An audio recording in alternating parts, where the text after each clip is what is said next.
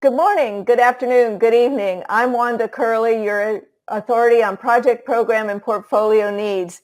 This is brought to you by PM Powered, a consulting company in project, program, and portfolio items that you may need for your company. So please make sure to contact me if you have any needs for consulting. Today I have a special guest, Hussein, and let me make sure I can pronounce your name correctly, Bandukwala. I hope that's correct. You got it. Got it, Wanda. Okay. Thanks for being here today. But before we get started, let me read Hussein's background. He's got a very good background, so I think you guys will enjoy our discussion today. Hussein Bandukwala is the chief coach at Parwaz Consulting and helps PMO leaders succeed through coaching, workshops, and other resources. He works with PMO leaders and executives to conquer their biggest challenges in meeting strategic goals, achieving operational efficiency, and delivering project value. Hussein has helped clients improve the success of their strategic initiatives by 73%. That's pretty impressive, Hussein. Shrink their PMO setup duration by 2 times, another impressive metric there, and get their PMOs duly recognized by their CXOs. That's a big thing for PMO leaders. They can't get their PMO recognized, so that's great. He has authored several PMO-focused publications, teaches as a LinkedIn Learning, and speaks frequently on the subject at Project Management Institute and industry events. And I have heard some of Hussein's talks, and they are absolutely great. So let's start talking a little bit here, Hussein. I know recently you coordinated and sponsored the PMO Virtual Summit. What were some of the highlights that you saw from that summit? So thank you so much, firstly, Wanda, for having me here. It's a pleasure and an honor and a privilege to be here. So thank you so much for inviting me. The PMO Virtual Summit, yes, we did that in October of 2018, so just a couple of months ago, and it was just phenomenal. It was specially designed to be helpful and successful for both aspiring and first-time PMO leaders. So it was as the name suggests, it was a virtual summit. It was stretched over a period of 3 days, and we had 3 specific themes for it. The first theme was making sure that how do you get that top PMO role? How do you go about doing it? So we have some sessions dedicated for that. The second theme was once you get the role, how do you settle in it quickly? And the third was how do you knock out the setup of a PMO straight out of the park? And wow, those are 3 good tracks. Yeah, and a lot of people really enjoyed them. And again, you can, carve and dice and slice PMOs in many different ways, but Absolutely. We specifically focused on that first area of PMO leaders who were sort of nascent and really growing into that. There was no talk about evolution of PMOs. There was no talk about resurrection as such of PMOs, but just, how do you set up PMOs and how do you get that role? We had around 1,400 registrants from all over the world. Wow, that's excellent. And I think a lot of it was because of the massive draw of great speakers. We had around 23 speakers covering over 28 sessions. Thanks to you, you were one of our speakers as well. And I think I was very blessed and honored to have so many great authorities, not just within the PMO space, but also from tangential disciplines like change management, communication, management of stakeholders, etc. That sort of really attracted a lot of people towards the summit. And we had a great time doing the summit, and people gave a lot of great feedback on the experiential learning. The fact that they were able to take so much away from both the breadth and the depth of the topics that were covered. And definitely they're asking for more. So it sounds like you received a lot of good feedback from the participants of the summit. Is that correct? Yes. And I did a survey as well, Wanda, with all the participants. And on a scale of 5, I think the lowest score that we received was like a 4.2. Oh, so my goodness, that's excellent. Between 4.2 and 4.6 or 4.5, I sort of, asked them questions about what they thought about, the speakers, what they thought about the topics that were covered, what they thought about the logistics of everything, and the support that they received throughout the summit and their overall experience. So that was phenomenal, and it worked out really well. And then also talked a lot about and asked them about what more would they like to learn in the future. Interestingly, a lot of people mentioned some of the same topics that we had actually already covered within the summit. So that tells me that not everyone got the opportunity to actually see all the summit sessions over the course of 3 days, and they either want to see them again or they want to go deeper into those specific topics. Absolutely. Since you had such a great summit, how often are you planning on having the PMO virtual summit? Well, this was the first time that we did that. So, right now the current plan is to do it once a year, and we'll see how that changes. Yeah. So, probably sometime around the September, October, November timeframe. That's when I would like to shoot for doing these. Okay. I wasn't able to attend many of the sessions, but was technology talked about at all in any of the sessions, and how technology might change PMOs? Or if it wasn't, do you have an idea about how technology might change PMOs? So we didn't really specifically talk about technology as such, but we did have one session where we talked about the inclusion of artificial intelligence and how it's sort of, becoming the rage out there, and how companies are adopting it. And so if you're talking about artificial intelligence, and if you're managing artificial intelligence projects, what should you do to become successful at that? And if you're a PMO, which is responsible for, monitoring artificial intelligence projects, what should you do? So we had, one sort of, future-looking topic, and again focused on technology, but that was about it. Okay. Well, that's a recommendation for you, that you might want to go into technology for the next PMO summit, virtual summit. Absolutely. Because Internet of Things and I think AI are going to change the world as we know it. But let's shift to gears a little bit. How did you become interested in PMOs? Because you really seem to focus on PMOs. Yeah, that's interesting. Throughout my career, I've had a lot of a background in management and technology consulting. So, a bit of tech, a bit of management consulting, but the common theme thread was, as a consultant, you have to wear multiple hats, and one of those hats was project and program management. Interestingly, I was placed at one of our clients where I was responsible for a very high visibility initiative, leading up to the CTO and the CFO. And at that client, it just so happened that the project management office leader was hired just 4 days before I started the project. And for some reason, there was an intuition which said, hey, you know what, I think I can just, lend him a hand. I mean, he didn't ask for it, but, any PMO leader would welcome a volunteer coming in, right? I know, say, hey, absolutely. I'd love to help you out. So yes. I said, you know what, let me go ahead and help you out. And we did. So we, tag team a lot of things. And that's how it all started for me. Since then, it's just been, it sort of hit the heart, I would say. And it's been PMOs ever since. Wow, I wish I had people volunteer. It's usually trying to pull something from somebody. But when I led PMOs, I never had any volunteers from the project managers. But I think that was probably because they were so busy and didn't want to carve out extra time. So as we all know, project managers are busy, but some of them do have a little extra bandwidth, but don't seem to be willing to give it away freely. Exactly. Right. So thank you for doing that. I'm sure that PMO leader absolutely loved having you in the organization. So why do you think PMOs are important to an organization, and why do you think they sometimes go up in importance and then back down in importance? We kind of see a roller coaster for PMOs and being in the organization.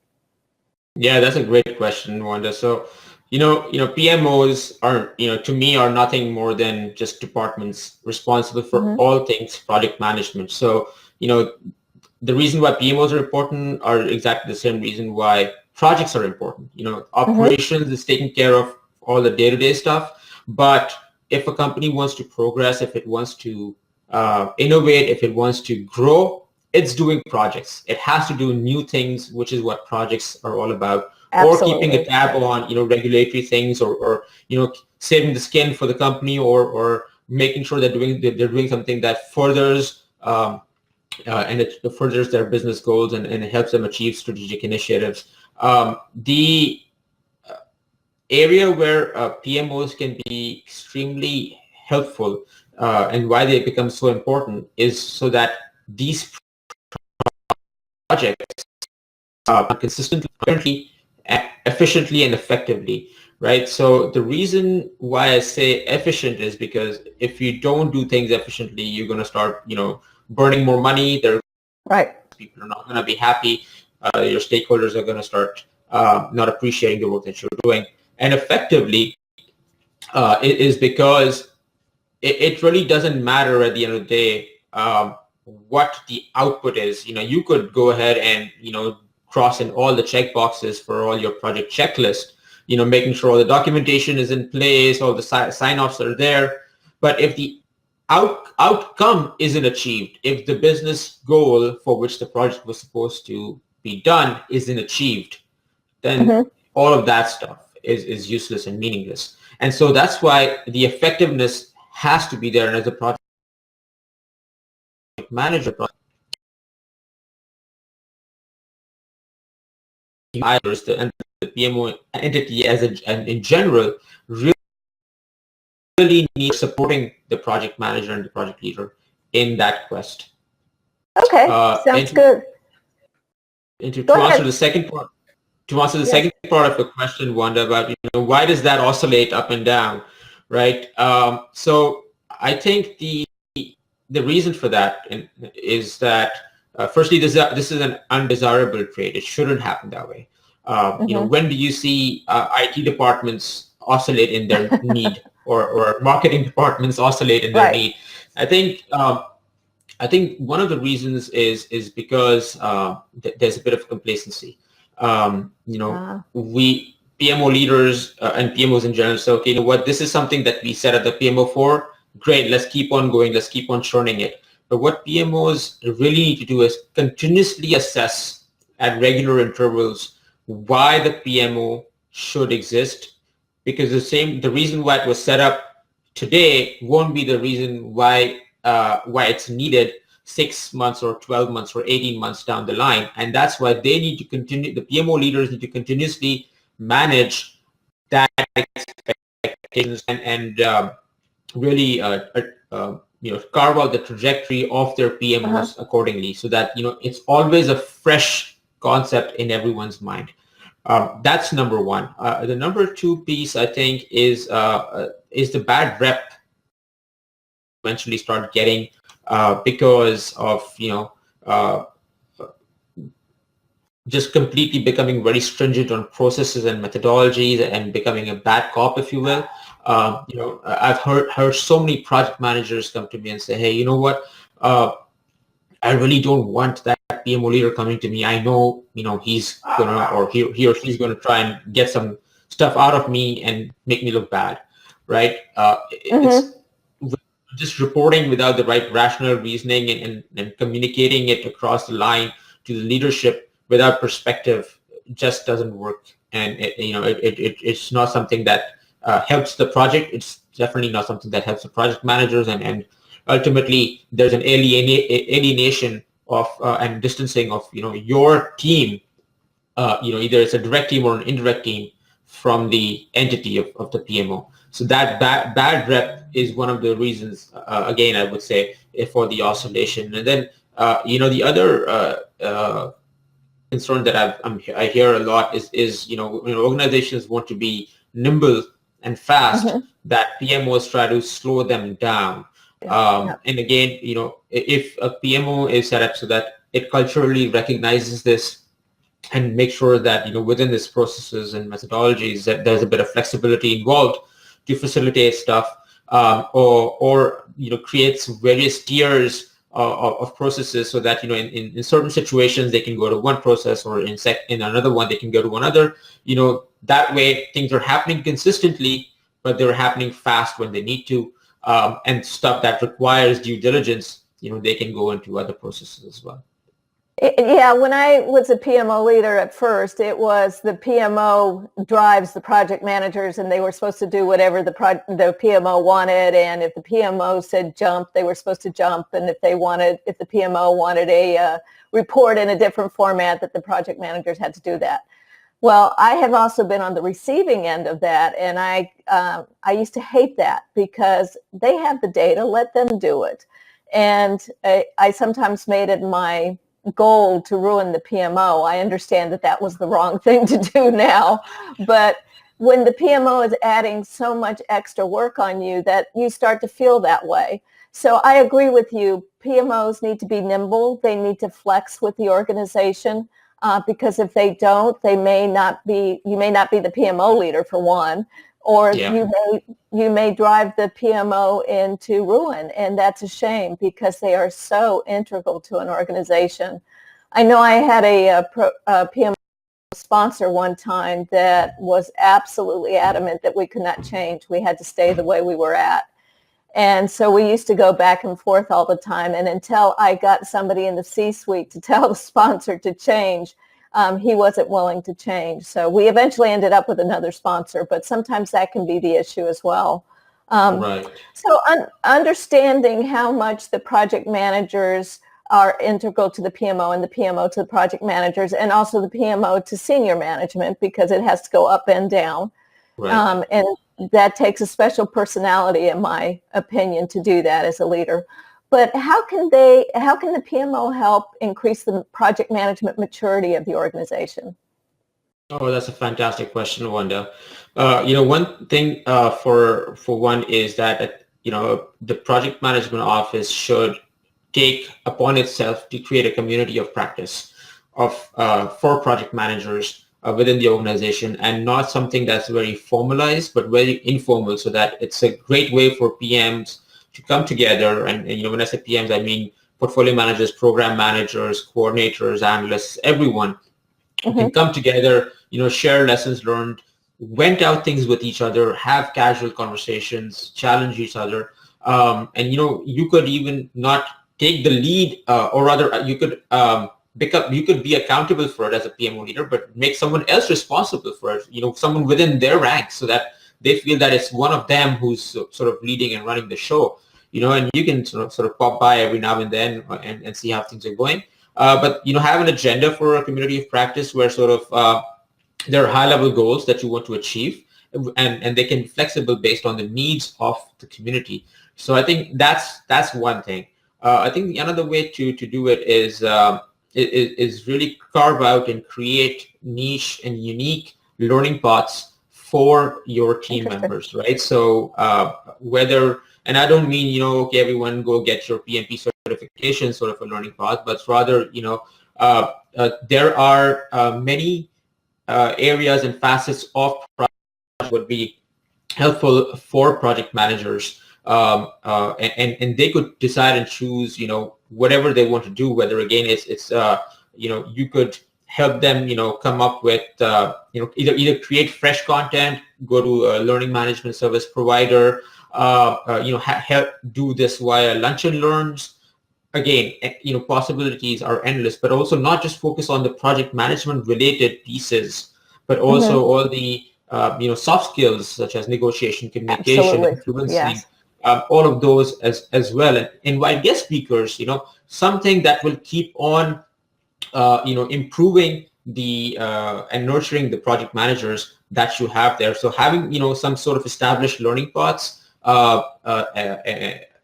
can really help people understand, okay, what, if I'm within this company, I need to go to this level for this company. And I'm not again talking about different levels of maturity. It's just something which is arbitrary, but something that people can aspire towards. The other thing that I would think about is incentivizing. So yes, great, you can come up with all these brilliant ways to teach people, but if they don't show up, well, what's the point? So, so incentivizing them, again, through maybe additional bonuses, gift cards, anything. Gamification is such an important piece in our workplace today, and I think that should definitely be there. And then tag team incentivizing with recognition. That again is for me personally, recognition is a great motivator. So I think that having that is something that can be included as part of the whole learning path piece, and really motivate and encourage all your project managers to become better at what they do. Like you said, when the project managers are busy, and even when they're have some time, they don't volunteer it up for them. And this is certainly volunteering time for yourself, right? And people usually don't do that. When they do have time, they'd rather just watch a movie or watch a TV show or something. But this can sort of everyone nudging each other to be better can really raise the water level and for everyone across the company. I really liked your idea about learning pods. I've never heard it called that, so I'm going to have to remember that term. So that's really nice. I used to incentivize people by having a raffle at learning opportunities, and the raffle could have been on a project management book. It could have been for a $5 Starbucks card, but and it was interesting because I would gauge what items went well, and it was actually more the gift cards than anything else. They didn't care about the project management books, but anyway. But at least you got them to show up, right? Yes. And that's a big win. Yes. And if only one person showed up, well, they automatically got the gift card. So and sometimes that happened. So senior management, sometimes they can be the best people in the world to get your PMO going, but there are organizations where senior management just look at a PMO as costing me money and it's not doing anything good for me. How do you talk to these senior leaders or bring them around to say, okay, yes, we are an overhead expense, most PMO. This is what we're doing for you. This is why you should back us. Well, I think that, and I think there are lots of stats out there as well, Wanda, where you can see that any PMO that is tied to the strategic aspect of an organization, they perform much better. They're recognized much more, and that these conversations that rarely happen in those situations. When you are just an administrative PMO, then you will only be seen as an overhead, and you can't really do much about that. So I think as a PMO leader, what you should do is ultimately start looking at how can you progress your PMO from that administrative point to that strategic level. Because I'm not saying that you should just start off becoming a strategic PMO right out of the gate. Because if that is not what is immediately needed for your organization, and if you do that, it's going to fail. It will. The PMO has to be at the exact maturity level of your organization and needs to address the challenges that it's facing today. But once you've done that, once you've done a fantastic job setting up a PMO administratively, you could then start encouraging your leadership and showing them the golden path, right? So what is that world going to look like? What can the PMO do if it can also, do these other things that will help get them, and benefit them strategically? Some of those things could mean, doing some things on a trial basis on a very small scale. So, hey, can we help you, run this strategic initiative, or can we, for this specific department, help you prioritize your project portfolio, or can we take the lead in completely resurrecting how you guys manage your stats and success metrics across the organization? Little things like that. Again, volunteering your time and showing what a PMO can do to the executives can really, really benefit them. If they don't continue to evolve, like I mentioned earlier in our conversation, it will grow scale. It will grow stale. And I think at that point in time, you can't blame the executives for pointing this Right. out. And so the onus is really on the PMO leader to make sure that they continuously educate and demonstrate the power and the value of the PMO. The executives may or may not know it themselves. And even if they do know the power and value of the PMO, it's their expectation that as a PMO leader, you need to do it. They can't just keep on asking for it. You need Right. to be a bit more proactive. What you expect from your project managers, that's what the executives are expecting from you as a PMO leader. So you need to go ahead and step that up and deliver on that. Absolutely. You've got to understand what your senior management wants, and you've also got to understand what the project managers need. And sometimes they can be diametrically opposed, and it can be difficult. But I agree with you. It's the PMO leader that's got to make sure that they understand what the strategic needs are of the organization and meet them when it's time to meet them. And then senior management will come around. I absolutely agree with you on that. We've talked about PMOs being an overhead expense or a cost center, so they're costing the organization money. But I had a sponsor one time that wanted to make us a profit center where we actually made money, just like projects are supposed to do. Now, we didn't own the project, so I couldn't use that. But I struggled with that really hard, and I'd like to hear what you think as to whether you think it's a good idea for a PMO to be a profit center, or should it be an overhead expense? Well, I think that right off the bat, having that expectation on a nascent PMO or a brand new PMO I think that's unrealistic. I think that in general, one of the things that I tell all the people that I work with is that you should and can expect in the long term potential cost savings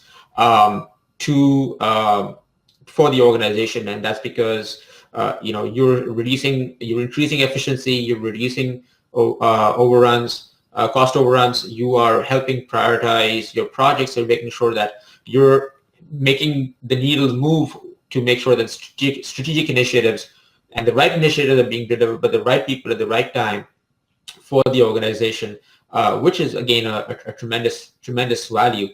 Whether it can actually generate actual real green dollars, I think that's a toughie.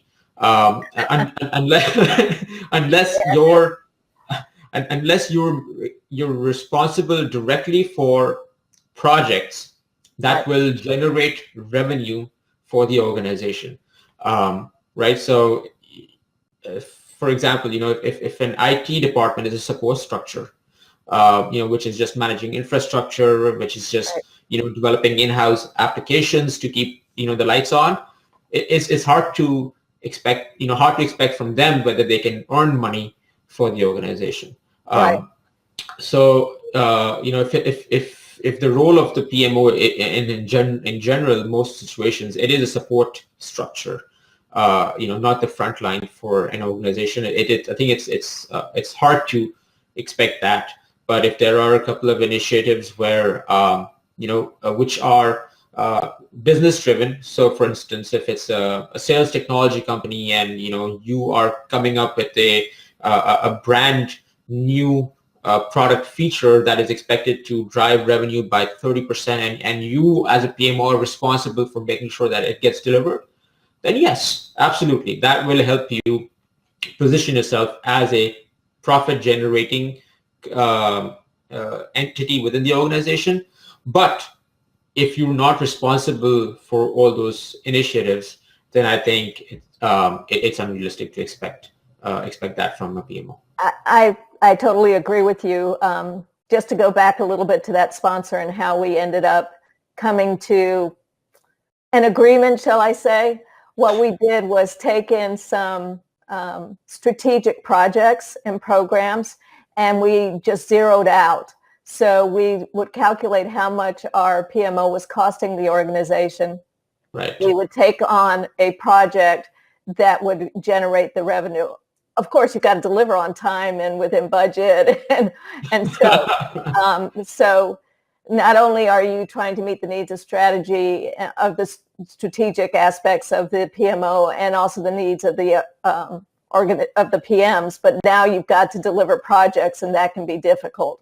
So it depends on what the organization is really wanting. But yes, I agree with you. I think we need to understand PMOs a little bit more and how they're structured as to whether they'll ever be profit centers or not. That's going to be a difficult thing. And on that theme, what do you see PMOs being in 5, 10, 15, 20 years from now? Will they look the same, or will they look completely different?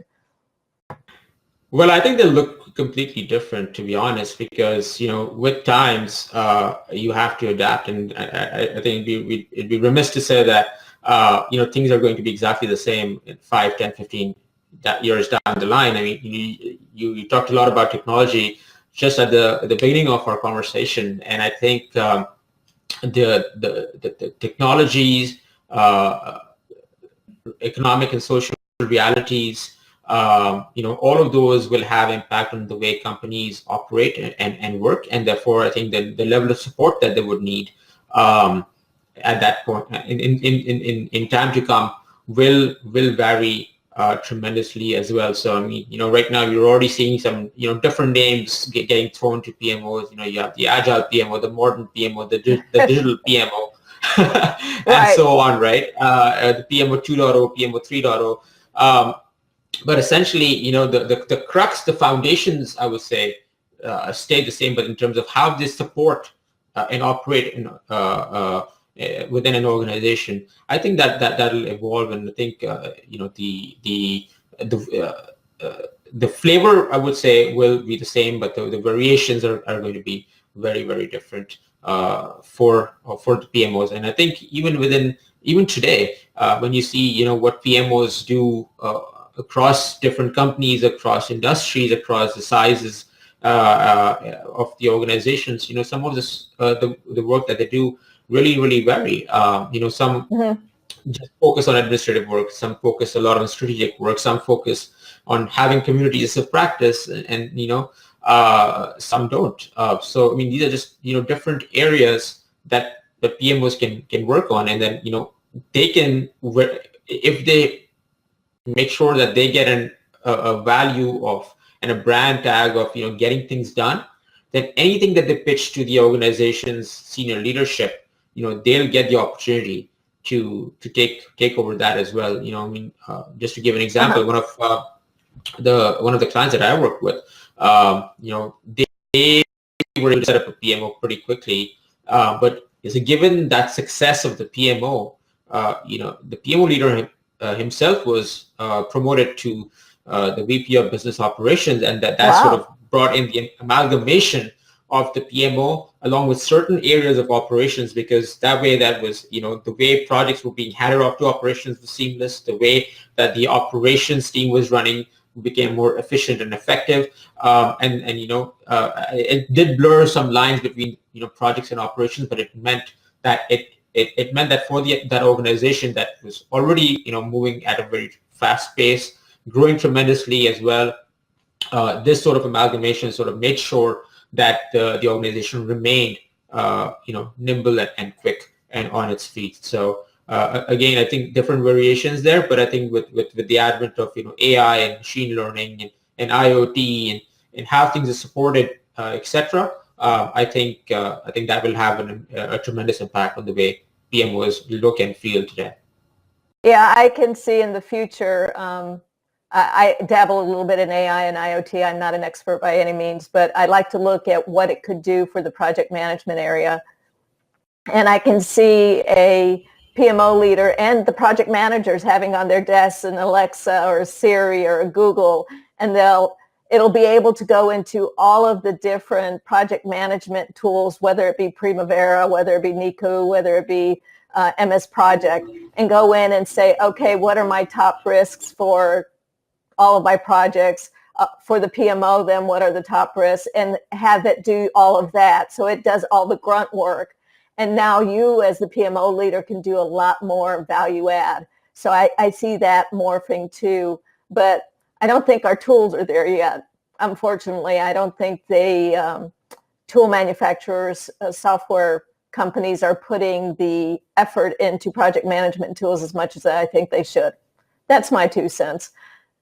Yeah, I think you're right. I think it would be interesting to see how the subject matter expertise, so for instance, for AI, how can something besides your schedule and your budget and your risks and issues, what else would it be needed to successfully run AI projects, and how can you incorporate that within your PPM tool so that you have those tools specifically for running AI projects, and organizations that are really looking to invest heavily in that technology will probably appreciate something like that. I would think so. I really do. So we've had a lot of good things come out in this conversation today, and I really appreciate it, Hussein. But do you have any final thoughts on PMOs or project management in general? Yes, I do, Wanda, and thank you so much, finally for having me again. And I really appreciate, being here. One of the things that sort of keeps me into doing what I do is one stat, which is 50% of PMOs fail within 3 years of their setup. Mm-hmm. So That's that pretty literally sad. means that is right. I mean, that literally means that the success of PMO is as predictable as a coin toss. so, so that is sad, and I think there are many reasons for that. The perceptions and expectations, like we spoke about, of others of PMO, but also, I think the onus is also a lot on the leadership of PMOs, Mm-hmm. people responsible for setting up PMOs, and to a large part, it's not something that it's their fault, quote unquote fault, because in many cases PMO leaders become PMO leaders accidentally. But I think Yes.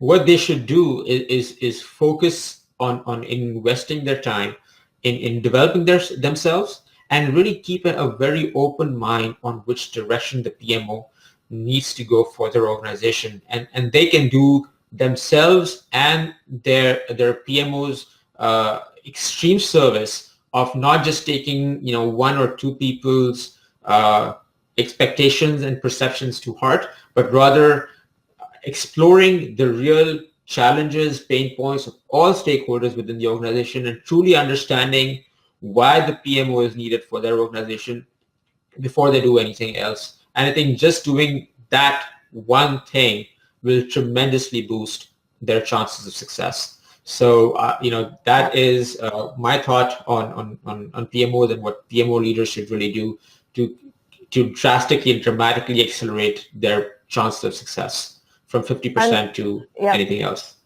Understand your stakeholders. Yeah, absolutely. Yep. If you don't understand them, then you're going to fail, or you're not going to be as successful as you could be. Right. And that's hard work. I don't think a lot of PMO leaders realize how hard of work it is to extract the information from stakeholders, because sometimes they don't care. And even those that do care, you've got to ask the right questions. And sometimes we don't ask the right questions. I know there's been situations where I didn't ask the right questions. So, Yes. this is go ahead. Yes, it's just like looking at that the series of 5 whys, right? Mm-hmm. To really get down into the root cause. So I mean, if somebody says, "Oh yeah, you know what, our projects don't get done on time." Well, why is that? Is it because your project managers are not good enough? Is it because schedule management is poor? Is it because resources aren't properly Right. or is it because a new project comes up and you throw everything else down and go to something else, right? So for one issue, which is projects don't get done, I just outlined 4 possible root causes, right? Right. Which one are we solving for? That's something that people really need to understand. Absolutely, absolutely. So Hussein, thank you again for coming here. I've absolutely had a great time. I'm Wanda Curley, your authority on project, program, and portfolio needs, and this was brought to you by PM Powered, a consulting company for your project, program, and portfolio needs. Please go to PM Current and follow me on LinkedIn, Twitter, Facebook, and YouTube. If you have any questions for our panelist today, Hussein, I'm sure he would be more than happy to answer your questions. Please send me those questions at wanda@pmpower.com, and I'll make sure to forward them on. Or if you disagree with anything that we've said today, please contact me and we can have a discussion about that. I'd love to have you as a panelist as well if you disagree with us, or even if you agree with us, I would love to have you on. Contact me again at wanda@pmpower.com. Have a blessed week, and I'll see you next Monday. Thanks.